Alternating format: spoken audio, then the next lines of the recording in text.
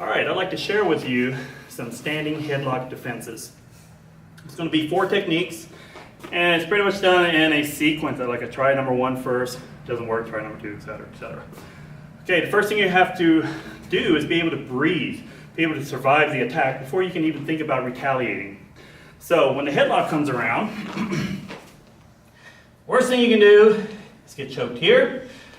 Maybe that's the second worst, because I think it's even worse if you look away and you get choked here. Alright?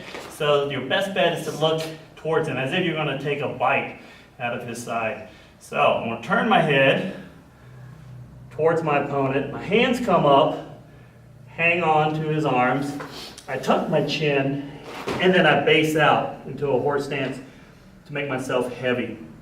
Now he can squeeze, and you can notice, yeah, it's a little uncomfortable, but I can still talk, I can still breathe, okay? Now I have a drill that I do with my students where I tell them to get light on their feet and for 5 to 10 seconds, stay in this position and survive. So he moves me around, go ahead.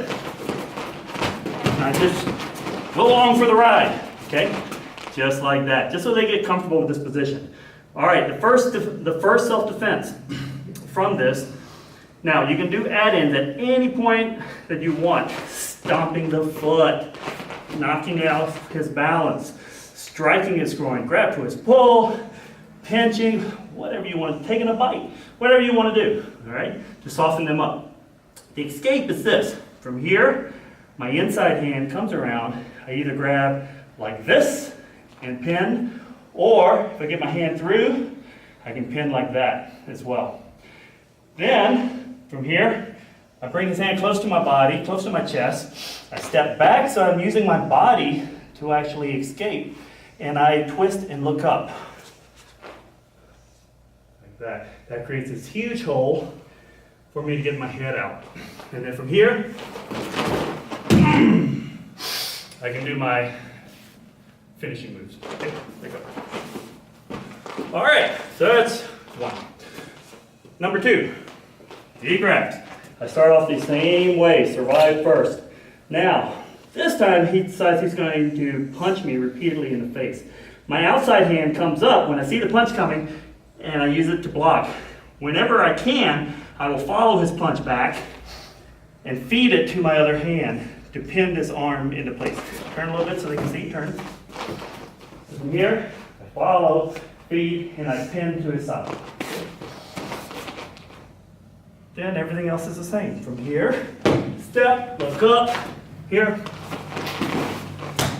take down, follow. Okay. Number 2. Number 3. Got a really big guy here. I can't get my arm around to secure this arm, to pin this arm.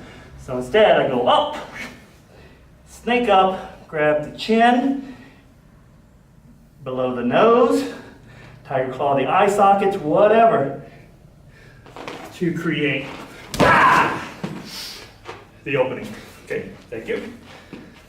Pretty simple. Now, number 4. I'm going to come closer to the camera so you can see the technique right here. Then we're going to step away so that we'll be in frame when we actually execute the technique. This one is a takedown. So from here, everything else is the same. I'm off to the side. I decide that I would rather take this guy to the ground. So here's how I accomplish that. The inside hand comes around, but instead of grabbing the arm, it's going to grab his hip. My outside hand is going to brace that front knee.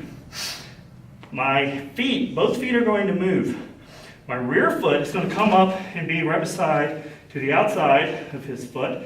My other foot, outside foot, is going to come in and it's going to point between his legs. My toes are going to point between his legs. Here I'm going to sit and twist to the outside. So let's back up. Right here, good. So here's the execution. Now, once I get into this position, my hands come out to base. I bring my rear knee up. I sit on my back heel, and I bring my other heel close to his body. And then when I'm ready, bring my outside hand up, blade of the arm into his neck, and I push down to that here. I can do my strikes, or I prefer from here, capture, and break. So a lot of different things you can do. Important thing is to be able to escape first. Okay?